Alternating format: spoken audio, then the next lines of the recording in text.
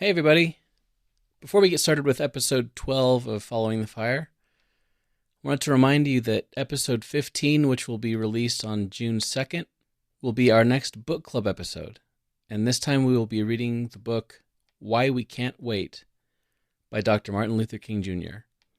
Head on over to our website, followingthefire.com, for more details. And I have been searching. Welcome to Following the Fire. Thanks for joining us on this journey through the wilderness.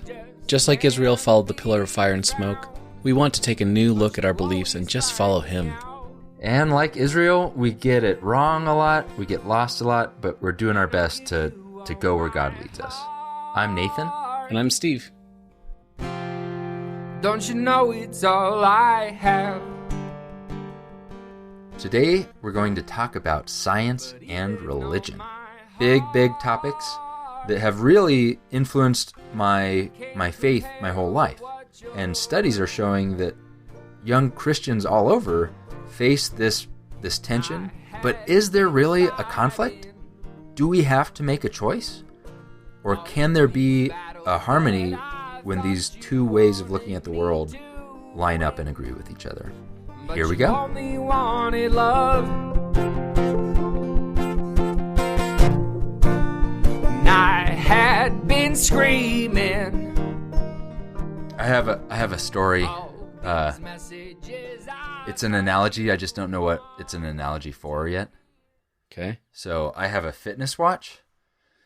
And it's very useful and tells me things like the time, but also my heart rate, how many steps I've gone, and then it tracks my sleep quality.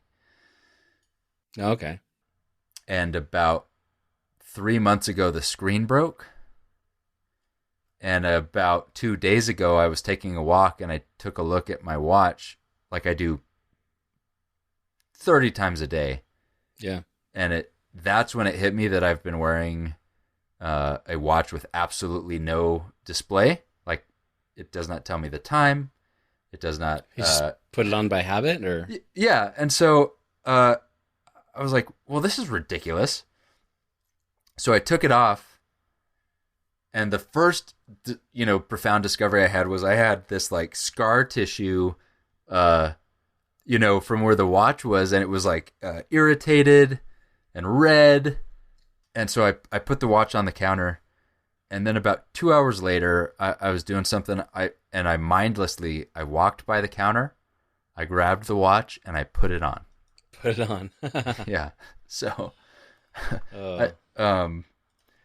and the watch had lost its watchiness, and it should have been trampled by men, but there's an analogy in there somewhere. As my mom would say, there's a sermon in that. There's a sermon in that. I feel like that'd be a good preacher story. It should be a book. There's a sermon in that. Just a bunch of random analogies. That sounds like something that you'd write. Yeah. That's it.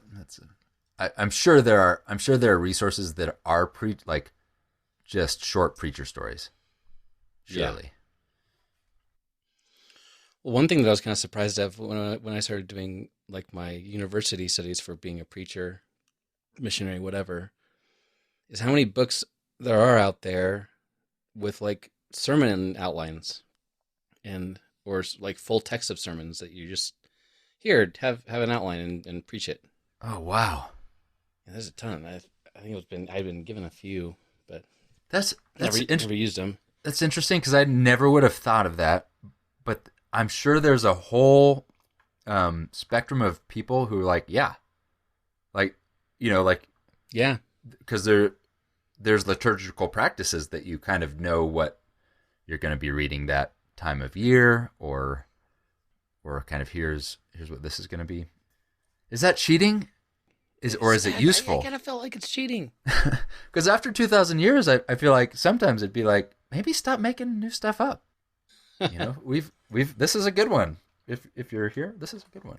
But yeah, it does seem there's something wrong about that. It just feels wrong. Yeah. Well, I have a question for you to start things out. All right. What is your favorite kind of science? Oh. Favorite kind of science. Give me a second. Because the first answer I thought of, I think, was a wrong answer. And it's pretty hard to give a wrong answer to a what is your favorite. Wrong answers, Nathan. I was going to say... my favorite kind of science. Well, okay. You asked me a question that I think I have like 5 or 6. There's lots of certain kinds of things I like, and they're all swimming around in my head. I can't pick one, but I am someone who something very unique about me compared to most Americans out there is I really love wastewater. Yeah, that's unique. Wastewater. And it just gets me excited. I think it's, I talk about it way too much in social settings, and that's how I found out that other people don't. They're not as passionate about wastewater as I am, and it's wastewater treatment. And so wastewater treatment is this combination of mechanical things like mechanical engineering and civil engineering, where you've got pumps and you're moving water and pressures and that kind of thing. But it's also very biological, and you are growing bacteria and setting the perfect biological conditions for those things to speed up the natural process, way faster, so that at the end, somehow out of this miraculous thing, we get clean water. So I guess I'll say it's kind of gross on the outset, but it's pretty fascinating. Yeah, it's like endlessly fascinating. It's you can be creative in it. It's there's like all kinds of cool stuff going on at wastewater treatment plants. You can make energy out of it. It's amazing. You can at the end you have clean water that comes out. You have fertilizer that's not made out of what you think it's made out of, and it doesn't even smell that bad. But that bad. And I was going to say etymology, but I don't think is etymology a science? Because I really like that so. kind. I like it's more like, it's closer to history, Yeah. Like, yeah. Yeah, I think right now, my favorite kind of science is immunology. No. Why? Just because I finally gotten fully vaccinated. And so I am appreciating that a lot. Anyway, so back in episode 8, we talked about deconstruction. And if you remember, the first couple markers of the deconstructing Christian are, number 1, someone who has questions that their faith tradition finds it unable to answer. And number 2, they now feel the need to change some of their beliefs. And this often, but not always, conflicts with the church group that they were a part of. It's like the first couple markers of somebody who's deconstructing.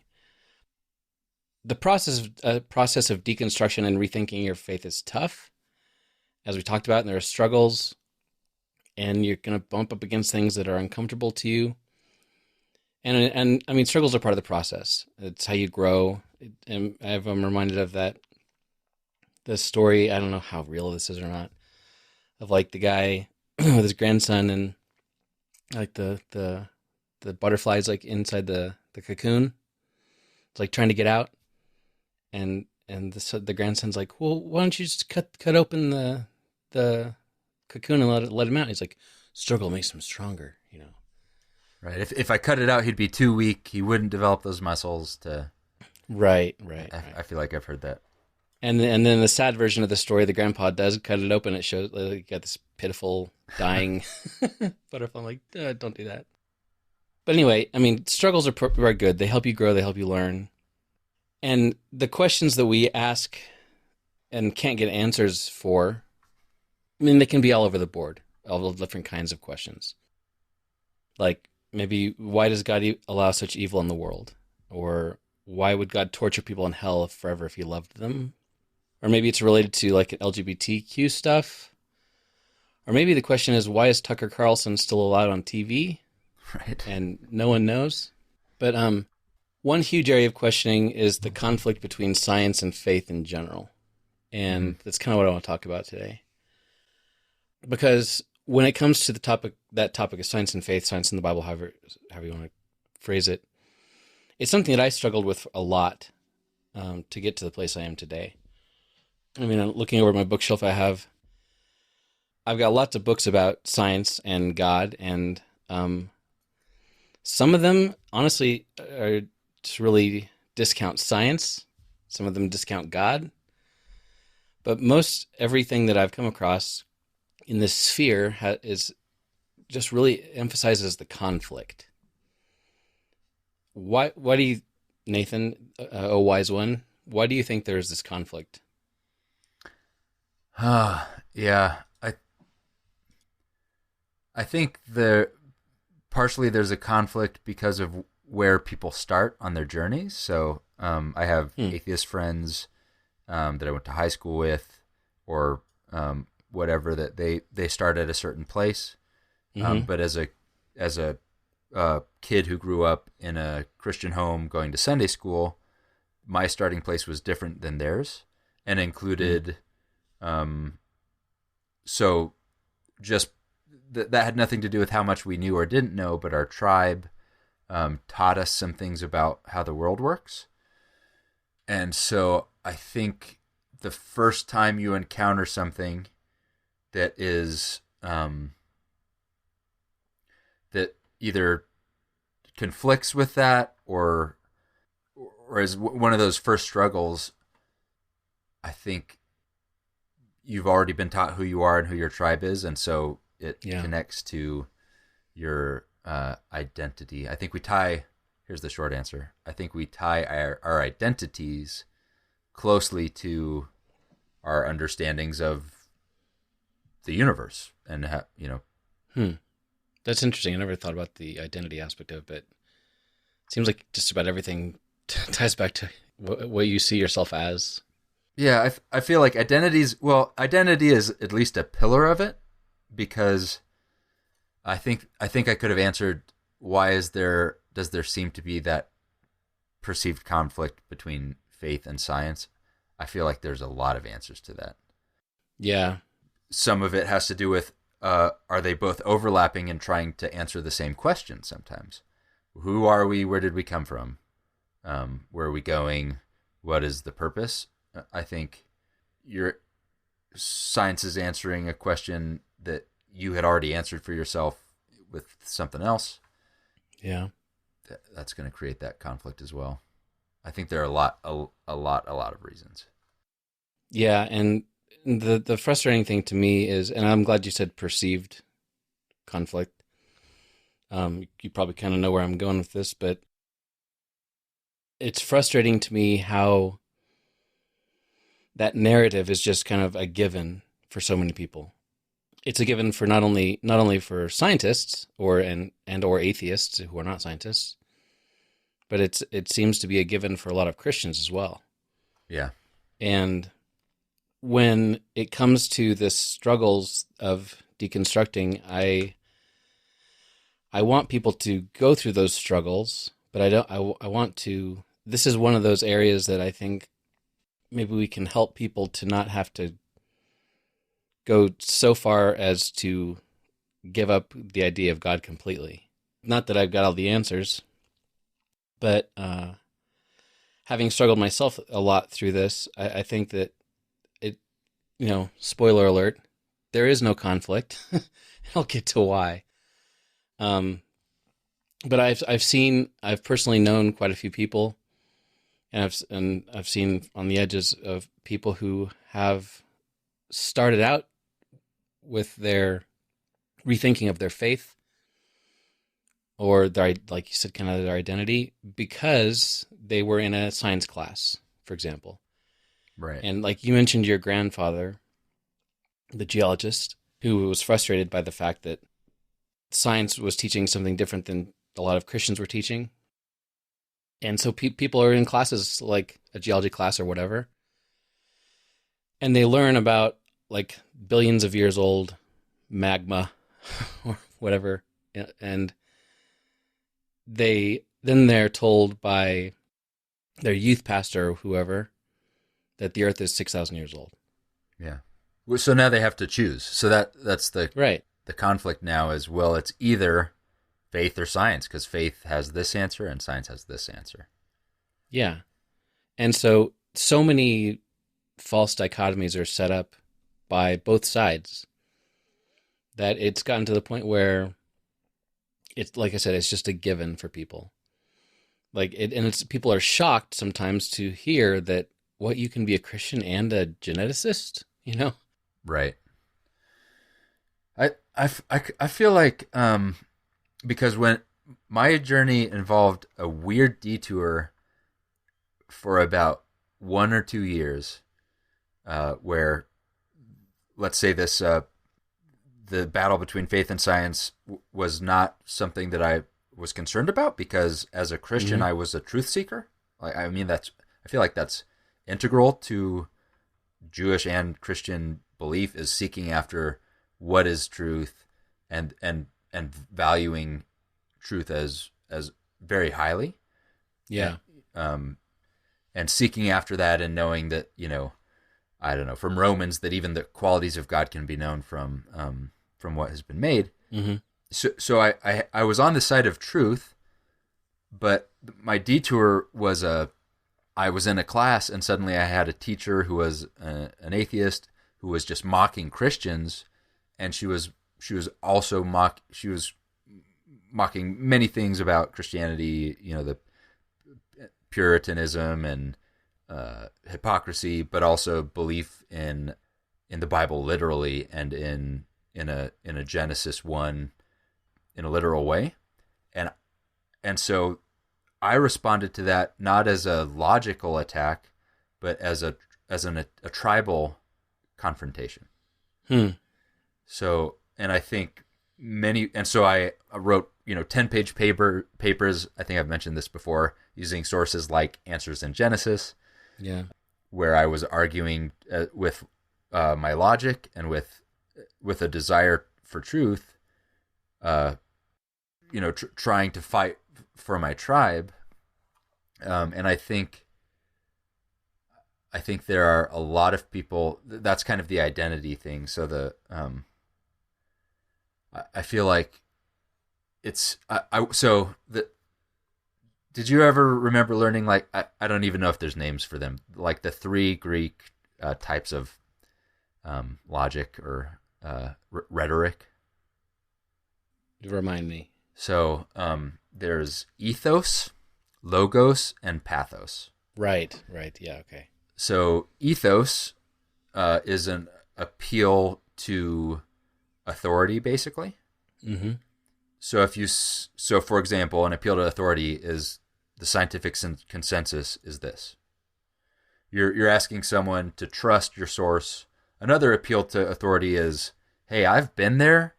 I've gone through that struggle, and trust me, here's some advice. That's also ethos. It's like buying into the authority of your source. Right.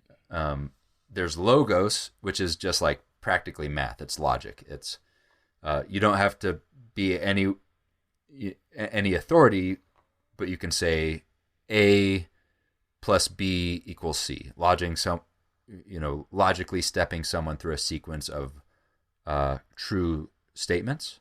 Mm-hmm. That's kind of logos.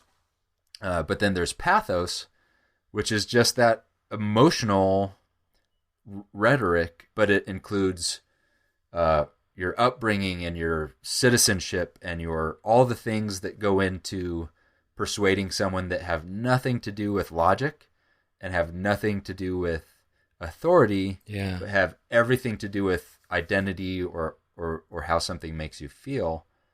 And so I was launched into a kind of that crazy detour.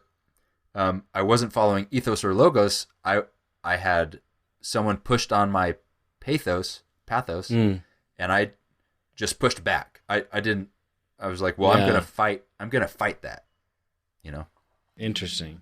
So I think I want to see where you're going, but I think there are ethos and logos and pathos answers to where people are in that. We called it the perceived conflict between faith and science, but when it's a pathos problem, it's a real conflict I mean, you feel it. It's a real conflict. And so kind of untangling what is at root there, I feel like it was an important step for me. And maybe it would help to, I feel like faith and science are both words that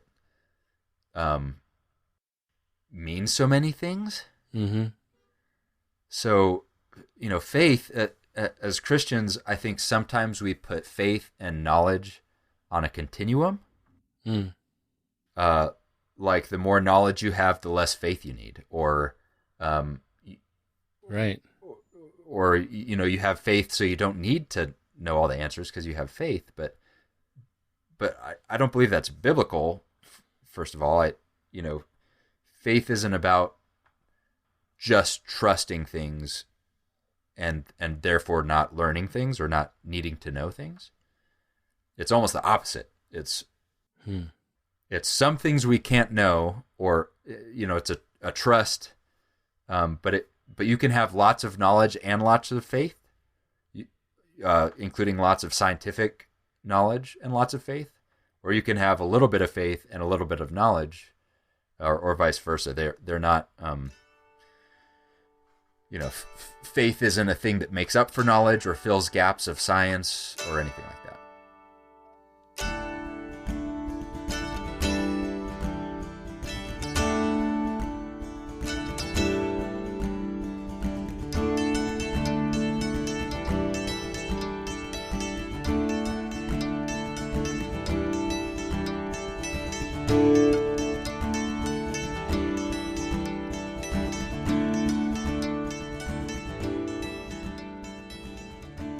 Yeah, and it's interesting that the distinction you're making with the pathos, ethos, and logos thing, because as we tend to do as humans, when we discuss a thing, or at least me, when I discuss a thing, I tend to default to the logos, and I think, okay, if I reason this out with somebody enough, and if I show them all of the source material or whatever, they're going to realize that they're wrong, or that there is no conflict, or whatever it is, and then everything will be great. But I often discount the importance of that pathos part.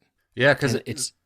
I was going to say, what happened to me was I had a teacher who hit me with logos when I wasn't asking the right question to have that logos.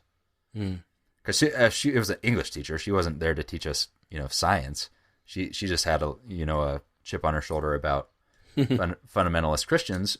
But I took that as, instead of processing the information in a logical way as logos or ethos, it actually made me do the opposite. So sometimes, if you give someone the information, especially in this topic, and even now, I think it's much worse now. Just this year, there are a lot of people who are using words that make it sound like they're saying logos things. Yeah. And that they need some ethos, which is like, well, here's what the scientific consensus is. But they came to their place, and it via pathos. Yeah. And if you throw ethos or logos at them, they're gonna barricade themselves up more because, that wasn't the point. And pathos is not worse than logos or ethos. They are, different. Yeah, they're just different ways of thinking and processing information. Yeah, and on this topic specifically, I was shocked. I was shocked to find out how many people have these kinds of, like, this belief of the separation between faith and science as a core part of their identity. Oh yeah, and the way they talk about it is also as if they are, they're mutually exclusive. That it's just assumed that they're in conflict, but they're also spoken about almost like capital R religion and capital S science. Like, yeah. Science and the dogma of science, it has all these stances and beliefs about the world. Religion has all these dogmas and beliefs about the world, and it reminds me of Nacho Libre. Have you ever? Oh, yes. Okay. Just to bring the conversation down a notch, Nacho Libre, of which I'm a huge fan, makes fun of this because Nacho is a priest, but who doesn't, he doesn't know anything. Yeah. He's a well-meaning, and he does say, And they don't think I know a buttload of crap about the gospel, but I do. Okay? so he's trying to prove how religious he is, but his friend, who is equally dumb, what he always tells him is, I don't believe in God. I believe in science. Yeah. Right? Oh, So I forgot that. Yeah. So that comes up over and over, and they're kind of making fun of the fact that they're like both totally bought into this, but they also are, they don't know what they're talking about. They're just defending their tribe to each other, as if science is a thing, a monolith, or a way of a dogma or a belief structure, which it's not, and faith. They're putting them on the same continuum, on the same spectrum, but faith and science do not exist on that spectrum, but maybe capital science in the way that we use it sometimes that does. Yeah, and that's exactly right, and it's to the point that it's even kind of becoming like one way to view science, or versus the Bible or whatever. It's like almost becoming a litmus test for Christianity. For some people, like Ken Ham, for example, he said Christians should take a stand on 6 literal days, a young earth, and global flood, even if it causes division. I'm like, whoa. Huh. Yeah. That's okay. That's pretty serious stuff right there. And so the first thing I thought of was like, he must have not read the same books that I have, because he needs some of the logos that I've got. But then it's clear the end of that statement is pure pathos. Absolutely. Like, it's us versus them. We're losing. And so even if it causes, he's not talking about division with the world in that statement. No. He's talking about division in the church, that it's not only worth that we cement ourselves into this specific stance against the world, but also against other believers. Right. And if I may read between the lines a bit, it sounds like what he's saying is anybody who disagrees with me on these things, I don't want to associate with you. That's what it comes down to. Yeah. And I feel like we've seen that more, or I don't know, maybe my eyes are open to it, or maybe not, but this year it's a year into coronavirus restrictions that struck at the heart of that, ended up being political in some ways, and because they were political in some ways, ended up speaking to tribal identity, who we are as Americans, and we're really holding on to that. And so science has become to be guilty of both sidesism and also gross oversimplification. I've seen science occasionally used as a maybe virtual signal for maybe a progressive. Yeah. It can be used to feel better than people or more informed or something. And then on the fundamentalist right side, science is almost used as a derogative, as evil or as the enemy. Yeah. As the opposite of a virtue signal, whatever that is.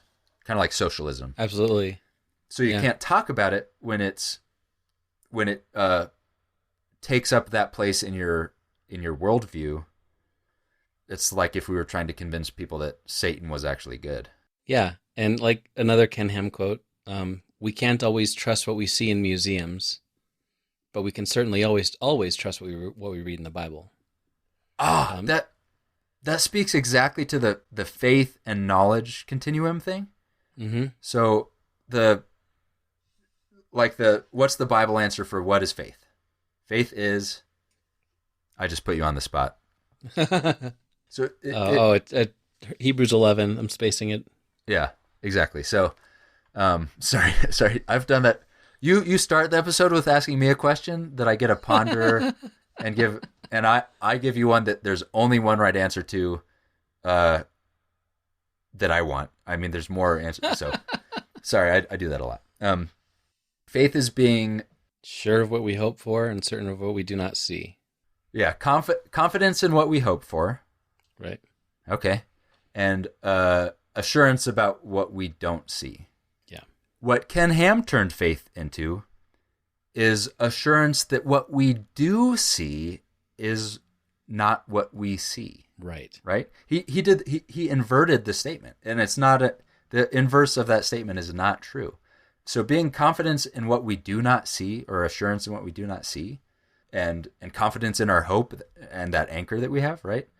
That is not the same as, well, if I see dinosaurs in Dinosaur National Park, I should not believe my eyes. I should have faith and ignore what I see. It's just a yeah, and you're kind of getting into an area that I'm happy to get into, but I wasn't planning on getting into really. But it's like, where does this lead?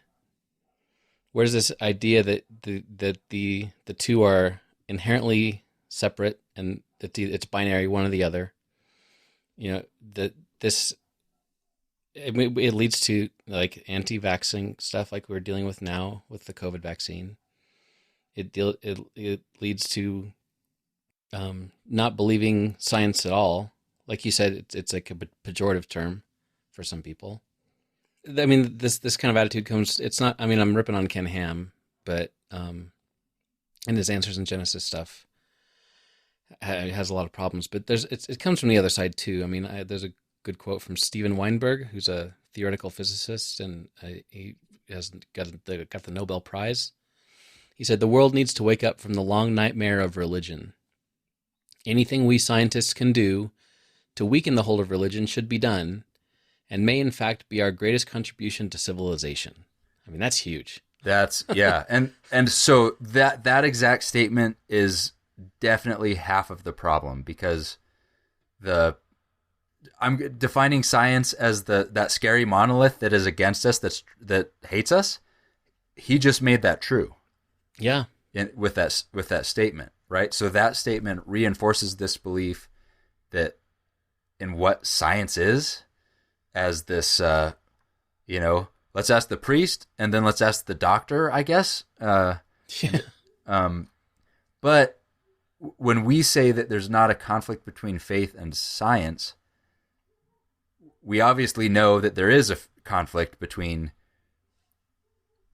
these two pathos grounded tribes we've been talking about, because that was also a pathos statement of we, as this, I guess, tribe of knowledgeable materialists, need to stamp out this danger of the fundamentalist religion people, right? It's not a ethos or a logos. They're both stuck in pathos. So there's a conflict between that, for sure. Right. But faith, the biblical definition of faith, or religion, or a relationship with God, or even, in my opinion, a belief in the literal word of God and understanding its intent, that's faith for me. And then what that doesn't conflict with is science being a method and a field of study that is interested in a specific thing. It's interested in the material world, the observable and repeatable world. It's not that it has chosen to believe that there's only material. It's that it's a pair of binoculars that is limited to looking at a specific kind of thing. Right. An infrared camera looks at infrared light. Science looks at the material world. Mm-hmm. And then it's not a monolith. It's a process and a community. And so when we say things like the scientific consensus is this, it's not the same thing as the Pope has decreed X and Y to be true. What we're saying is, if you drew a bell curve and there were a bunch of dots. There'd be some outlier people who used the scientific method and came to this data and this result, or said this statement or this statement. But when we say there's a scientific consensus around something, we're saying that the middle of that bell curve is very high, and there's a lot of people who all followed the scientific method and came up with a conclusion and that agreed with each other. And that's how science works. The science with a little s. We come up with a study. I'm going to publish it in a peer-reviewed journal, and then me as the competing university, I'm going to try to disprove it for a while, or I'm going to take that and do my own test and learn something new and publish that. And so it's a mistake to say science believes this or that often, because it's not the Pope making an edict. It's people who are pursuing this method and coming up with results, and then after time, the results get proven and proven and proven and proven, or debated or adjusted, and then you get results out.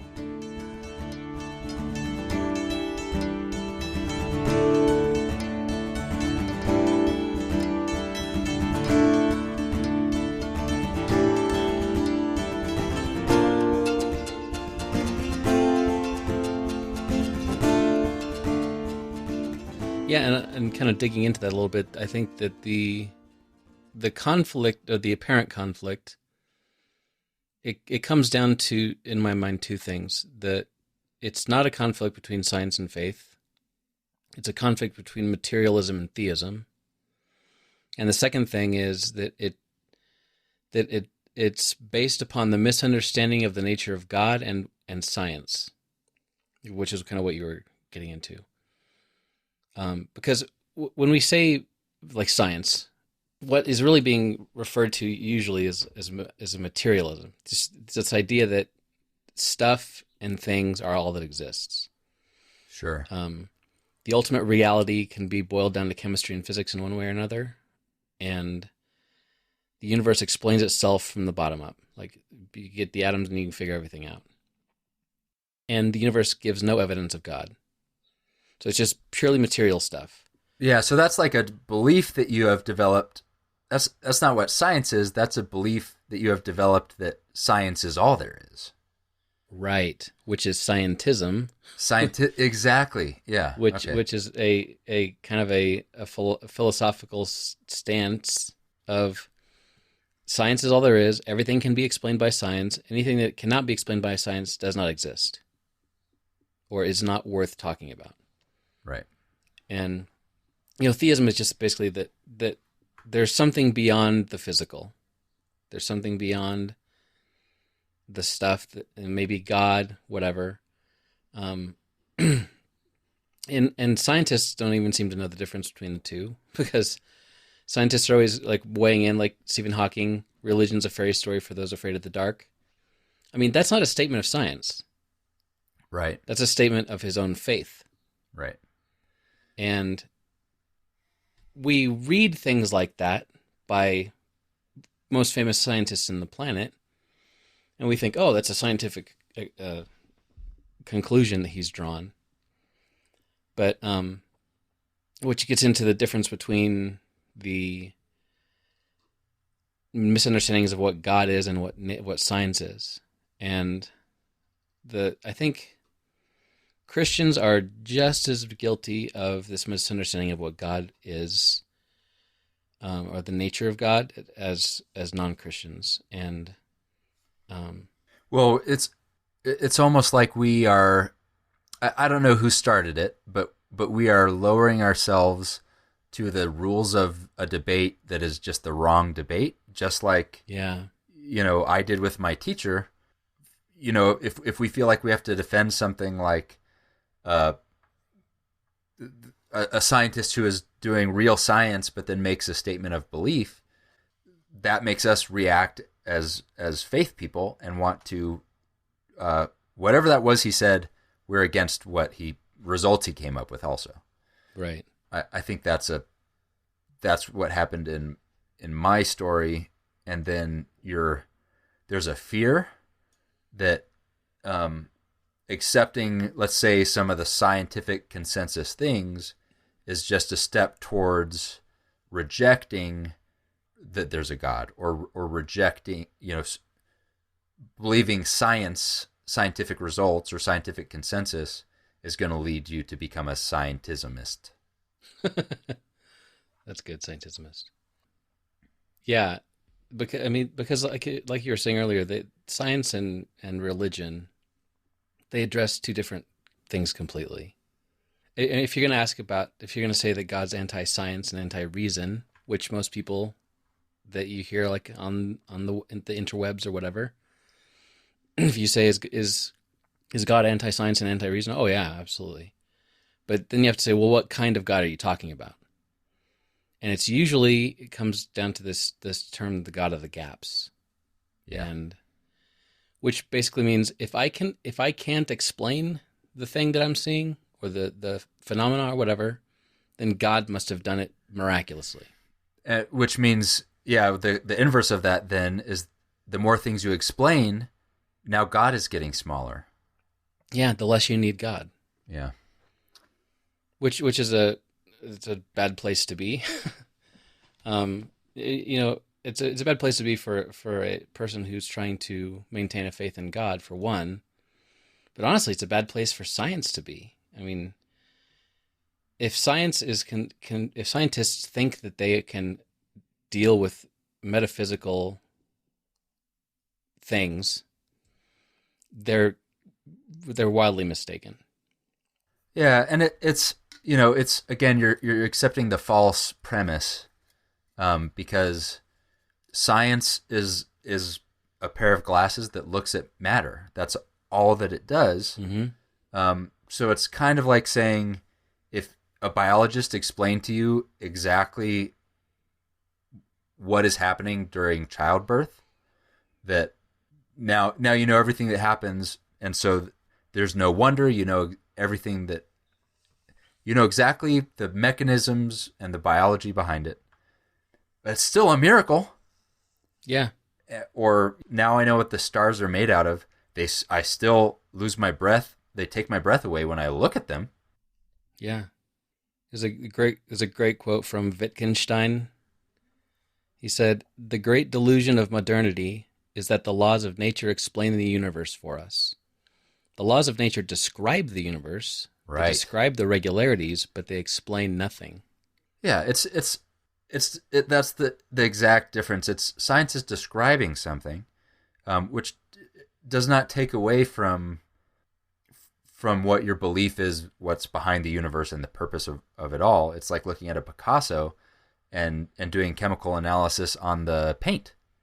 Like that, Yeah. it doesn't the fact that it's made out of this and these brush strokes and that it dried in this way is true, and it could be useful, but that doesn't change anything about the art or the Picasso, right? It's just describing, here's his method, or here's what Picasso was like, right? Okay, so John Lennox has a really good book that I recommend to anybody. It's called "God's Undertaker: Has Science Buried God?" ? It's fantastic. I love John Lennox's stuff, and there are a couple videos I might link to in the show notes. Unfortunately, they're with Eric Metaxas, as he's kind of interviewing John Lennox, and Eric Metaxas is. What year was it? What year was it when the interview happened? Like 4 or 5 years ago. So he's fine. It's fine. It was back when Eric Metaxas was actually Eric Metaxas. Exactly. Yeah. Yeah. Can we still recommend Bonhoeffer? It was so good when I read it. Is it still good? I don't know. Eric, I'm sad. If you're listening, come back. Come back, Eric. Right? We miss you. Anyways, in this book, one of the fantastic examples that he uses is, say you walk into a room and there's a metal pot with water in it on the stove with a flame below it, and it's boiling. And I say to you, "Hey Nathan, why is the kettle boiling?" And you go, "Well, there's metal pot with the flame below it, and the heat transfer of the flame exciting the molecules of the water, and all this stuff." And And I say, no, that's not why the kettle is boiling. It's boiling because I want some tea. So that's the difference between science and purpose. Because like you're saying, science cannot describe purpose. It cannot determine purpose.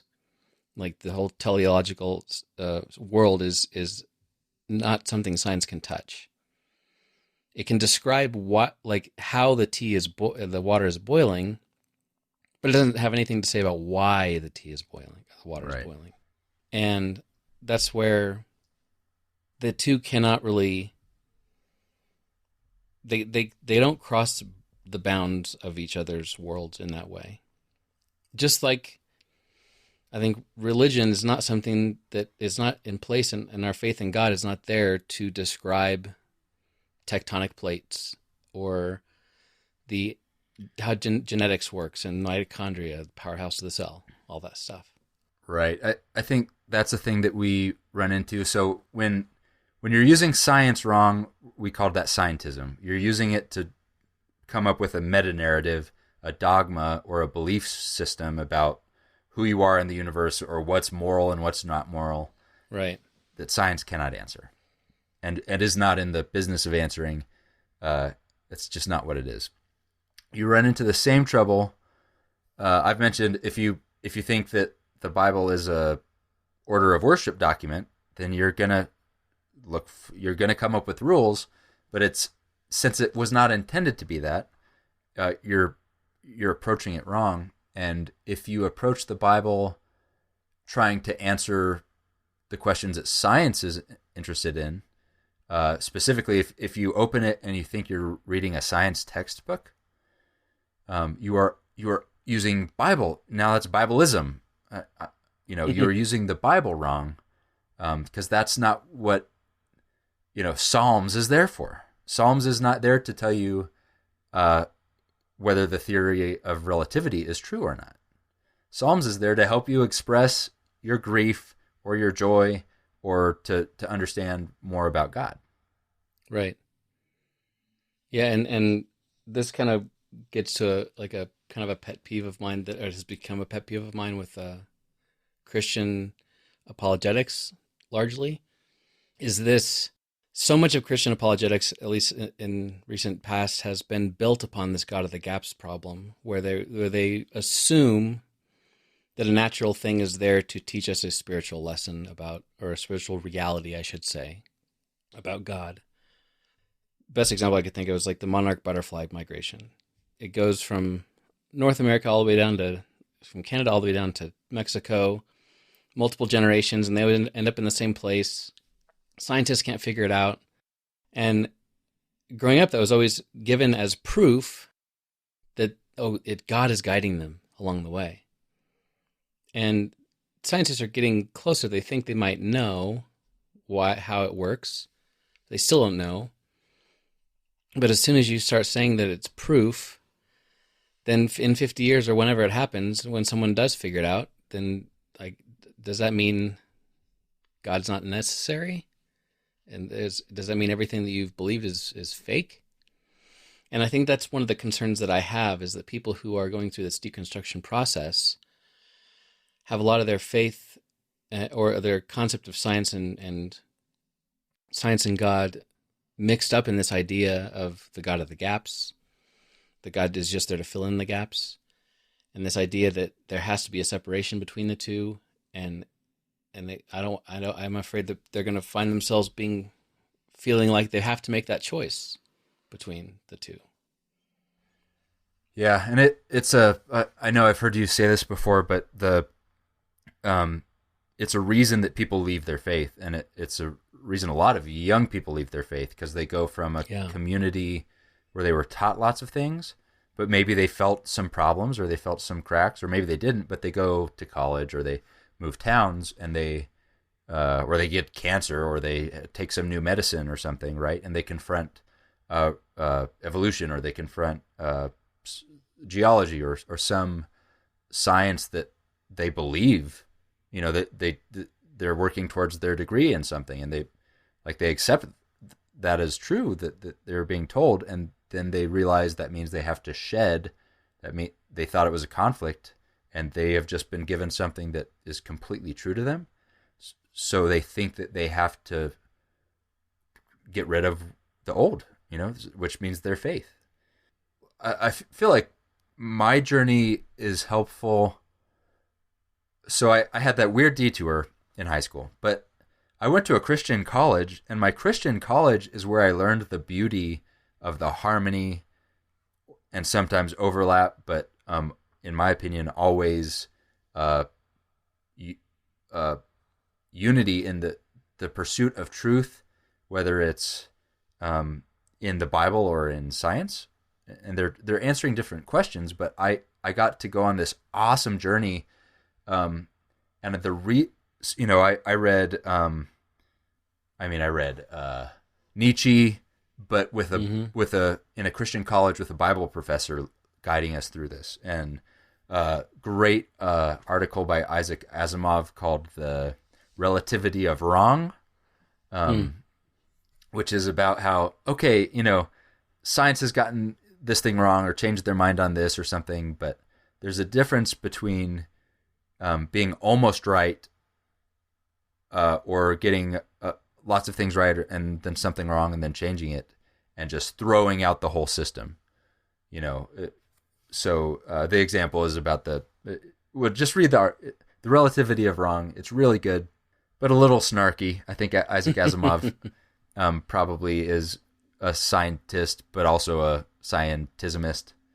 But we read Thomas Kuhn, The Structure of Scientific Revolutions, I think, which again talks about like how does science work, and when changes happen, what does that look like? And he introduces the idea of the paradigm shift, and through all of that, the reason I was open to that logos is because I was in a safe place being taught by people in my tribe that had ethos, because they were, I knew who they were morally and as Christians, and I knew they were smart, and so I didn't have the reaction.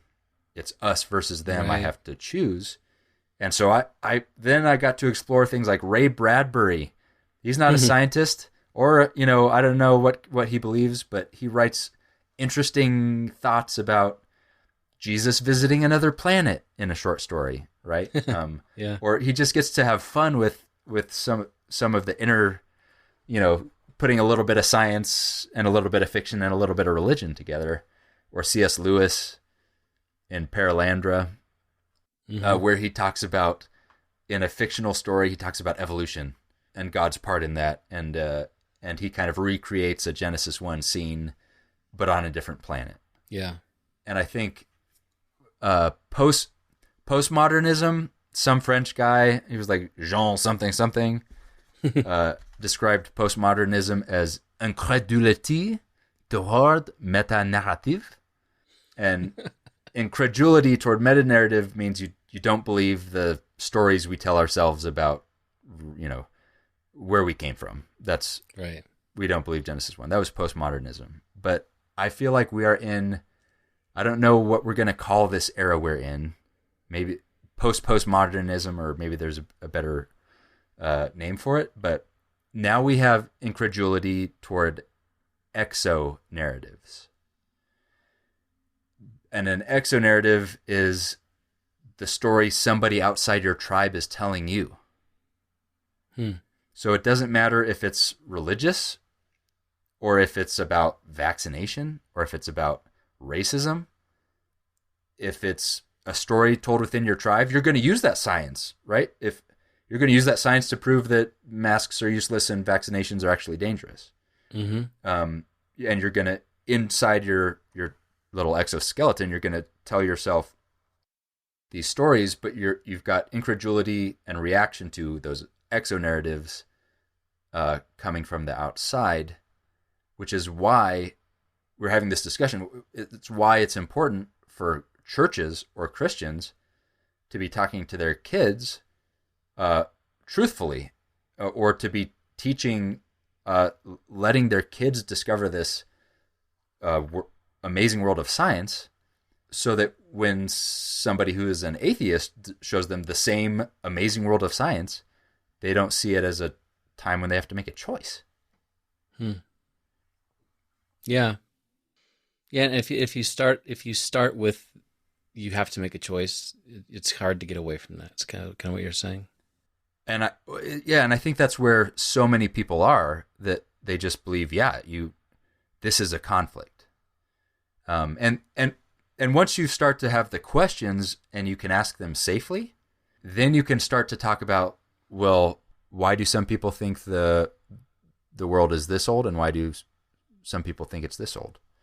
Or how have Christians historically approached Genesis? Or, but there's not fear there driving you to just stick to one answer because you're afraid of what it means if you choose another answer. That's huge, I think. You're afraid of what it means if you choose a different answer. I've known people who have so much of their faith in God tied up in the 6 literal days of creation, 6,000-year-old Earth stuff, that I can tell that if they're afraid that if they see that passage in a different way, or in some other way, agree to the fact that the Earth is billions of years old or whatever, they're afraid that they might lose their faith, because it's kind of like the one strand that's holding things together. Right.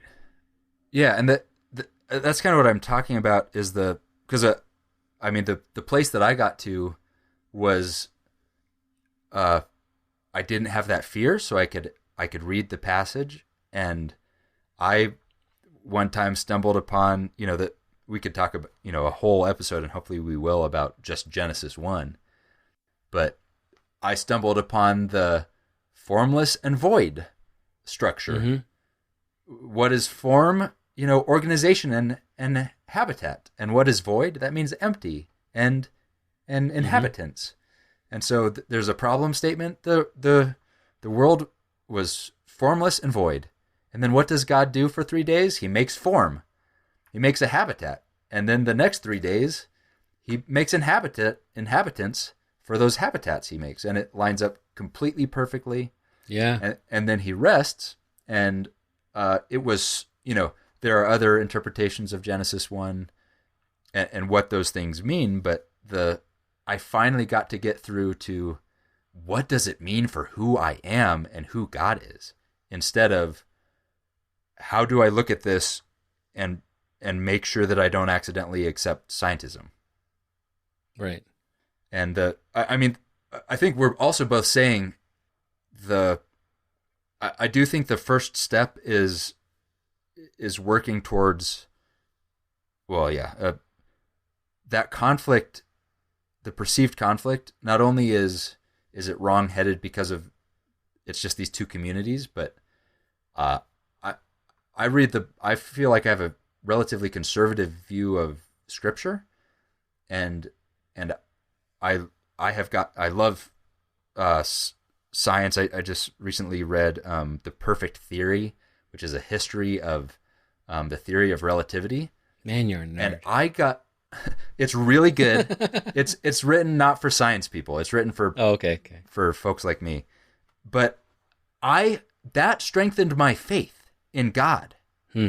Not because of God of the Gaps, because of, first of all, a lot of these people were religious, and one was a Belgian priest, and I like priests, and I like Belgium, and I like science. So Georges Lemaitre, the priest who came up with this radical religious idea in his time that the scientific community rejected outright because of how religious it was, and it was called the Big Bang. Yeah. And that was not very long ago, and we live in a community now where I would start sweating if I said the Big Bang in my church, because I know that people, that's going to trigger them, and they're going to think, hey, wait a minute, there's a scientist among us, but we are faith folk, Yeah. But, Well, and the place that you got to when you said that book about science strengthened your faith, that's where I want us all to get to, is that place where science and faith, the Bible, etc., are not, they're seen as like bolstering each other up and lifting each other up. Because to me, science describes what God did, or at least it shows us how he did it, maybe. If you just assume that if science can describe it, then God didn't do it, then you got a problem. Right. But if you see the world as part of his message to us, just as the scriptures are part of his message to us, they work together. And there's a wonderful organization called BioLogos, who I just love their stuff. It was started by Francis Collins, who's a geneticist, and actually he's the head of the National Institutes of Health for the USA. Mm-hmm. And he wrote a great book called The Language of God, talking about genetics. And they have the saying that they say over and over and over in their materials, that God gave us his word and his world, and they do not disagree. Huh. And I love that, because I mean, it makes so much sense. Like you even reference Romans 1, talking about how the God's qualities or whatever can be seen by the things he made. It's kind of along those lines. But if we see science as uncovering the beauty of the things that God made, that's where I want us to be. Because this fighting between science and faith, it's not sustainable, and it goes to some really it ends up in some really dark places. And what I wish people would do is I wish faith leaders would quit trying to pretend like they know what science is going on, and I wish scientists would stay out of the metaphysics of things. Like Scott McKnight, I was reading this book, I forget which book it was, but he talks about one of his students who wrote a paper, and he said, "I remember a single youth group lesson that pushed me to the point of crisis. After watching a video about young Earth creation, I remember raising my hand and asking a single simple question. What about the dinosaur bones?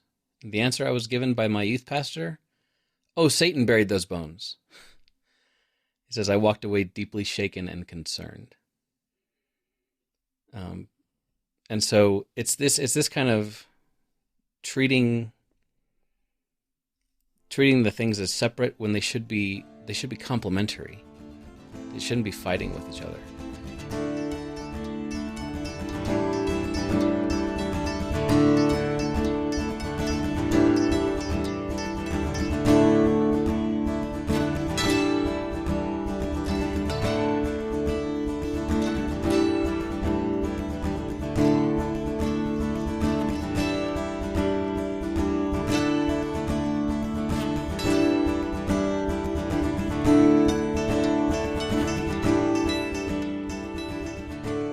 Yeah, I think the fundamentalism idea led to a lot of this, where it's just it was an entrenchment. It was a reaction of fear to where's our society going, and the reaction is that you stop and you reject it.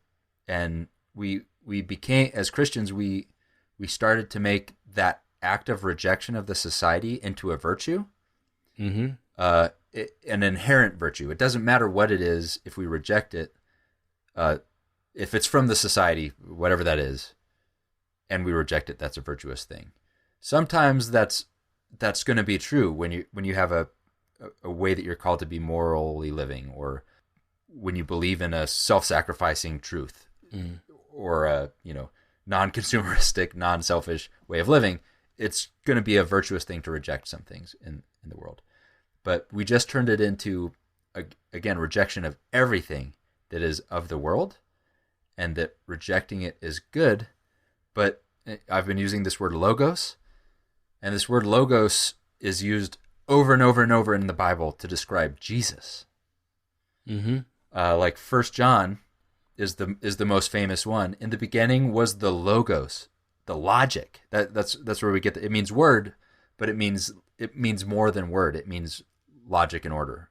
It's basically the thing science is trying to discover. In the beginning was the Word was with God, the Word was with God, He was with God in the beginning. Through Logos, all things were made. Without Logos, nothing has been made that has been made. And in Him is life, and there's also this idea of God's Spirit as a all-sustaining thing that keeps, it's what I breathe in and out as my breath. In Him we move and what is it? In Him we live and move and have our being. Yeah. That's what God does. It's not just that He acts sometimes in a miracle. It's that He is the sustainer and creator of life and the universe continuously. And that Logos, as Christians, it's this amazing thing. And this order is a fundamental aspect of God. The world was chaos, and our God is a God of order. And so the idea that the universe is discoverable and that Logos can be found is such a religious idea, and was for so long, and it still is. That Logos is out there, and it's, as people of the book or people of the word or people of the truth, we have nothing to fear. Yeah, and that's where most science, modern science, is started from. Like Kepler and Galileo and all these guys, they were hardcore believers in God, and they set out to find out more about God by studying the universe. Right. And I don't know how Christianity fell into this rut of thinking that science is dangerous in some way, or science is bad. And I think a lot of it comes down to this insistence upon one chapter of the Bible defining all of it for us. It's like you said, Genesis chapter 1.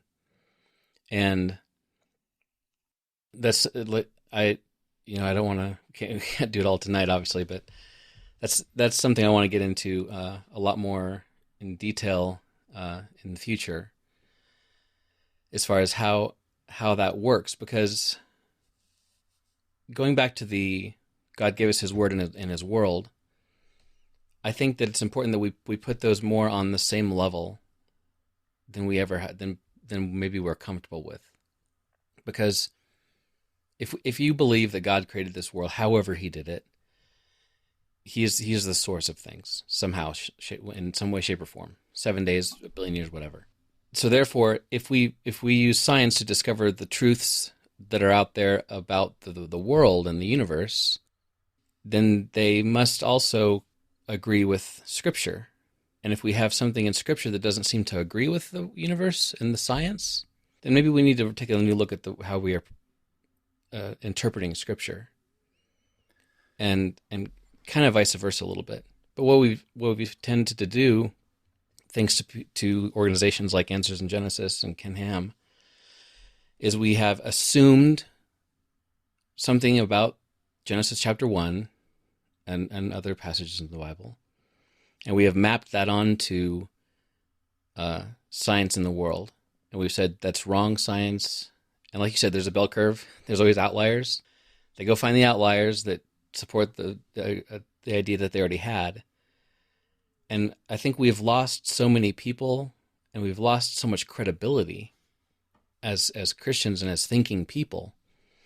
I don't know how many people I've talked to who are non-Christians or atheists, and they just kind of laugh at the fact that Christians believe the fairy tales, Yeah, it turns into a posture that is unthinking, because it's retreating. It's a gut thing. But the sad thing is, the communities of Christians who are diving into into the Bible every week are very thinking people, and Yeah. and they're exercising these muscles that are strong and useful every week, and talking about it and applying it to their lives. And the sad thing is that one thing about science is it is completely neutral. There's nothing virtuous about science, which means that science can easily be used for evil, right? It can be used unethically, or it can be used to save hundreds of thousands of lives. So what we need are people who are practicing that muscle of, how do I apply these morals and ethics and this love into my life? We need more of those thinking people who have rejected science and who have the fear of that scientism community. We need a lot more of those people in the scientific community, because we do need those people to think about not, well, how do we modify a gene, but when should we modify a gene and why? Yeah. When we realize the constraints of our religion and of science, I think that we can use them both a lot better than we have been using either one of them. And I'm really hope that there will be more people of faith who would get more involved in science instead of being scared away by, whatever it is, people telling them that they have to be separate. I hope that people can start realizing how much they need to be together, because God's given us all this information about him. Let's find out about it. Mm-hmm. Could be kind of cool. Do you know the story about Moses' horns? Oh, so have you ever seen? I might, yes. Yeah. So I had the crazy fortune of living in Europe for a few years as a kid, and Europe is filled with amazing cathedrals with famous paintings in them, like all over, and also a bunch of museums. And I loved the Bible paintings, because so many paintings throughout the Renaissance and before and after are scenes from the Bible. And it's fun to look at an image and try to figure out what story is that, what's going on, and imagine it. Well, not once, but many, many times there would be a painting, and it would be Moses, because you can see in the plaque, and Moses has horns. Yes. Like, if you are imagining like fake Halloween devil horns, you are imagining the right thing, Yeah. Even Michelangelo's statue of Moses in Rome, I saw he's got horns. He's got horns, and it's not a joke. It's not social commentary. Moses has horns.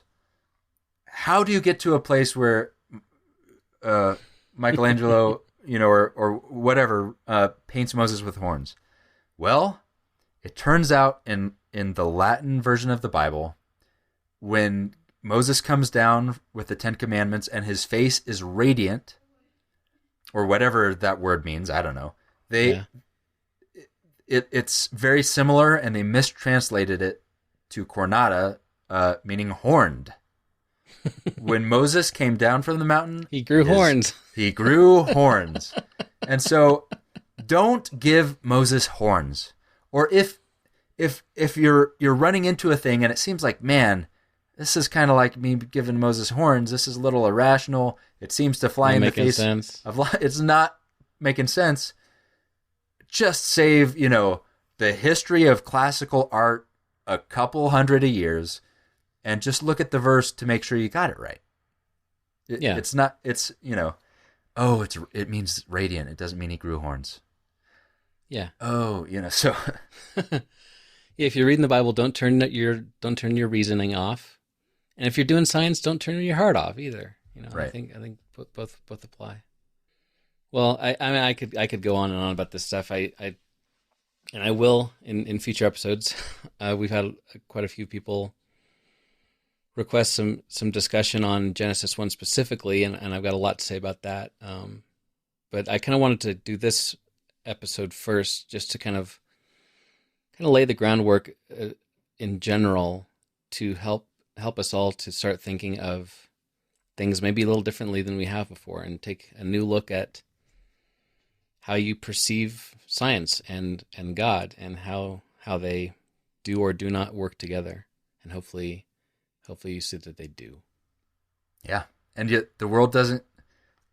If you let go of this, you're letting go of a wall, and the world just got bigger, a lot bigger. Yep. And sometimes that's going to be scary at first, but yeah, I think it's where we're supposed to be, and I'm excited to dive into those specifics. Later. Makes me think. I remember as a kid going through like the Museum of Natural History in Denver and seeing the bones or the descriptions of the Precambrian period and all this stuff, and just trying to figure out how trying to spot all the instances of blasphemy, all the areas that they're wrong. These suckers, right? There's no way they would have survived the flood. And now, I enjoy museums way more than I used to, because I'm like, oh, that's how God did it. Okay, that's pretty fascinating, Well, thanks for time, man. Thanks. And we'll get into more of this deeper later. Sounds good. I can't wait. To hear, but it only takes a whisper. Hey, thanks for listening to Following the Fire. If you'd like to see show notes for this episode, which includes links to everything we mentioned as well as all the scriptures, head on over to followingthefire.com and just click on this episode. There's also contact information on the website. Let us know what you think about the show and if you have any suggestions for future topics. Also, please give us a review on Apple Podcasts if you could. It really helps other folks find the show. And as always, thanks to the fabulous Daniel Wheat for the theme song and the music for the episode. You can find more of his stuff on Apple Music and Spotify. See you later.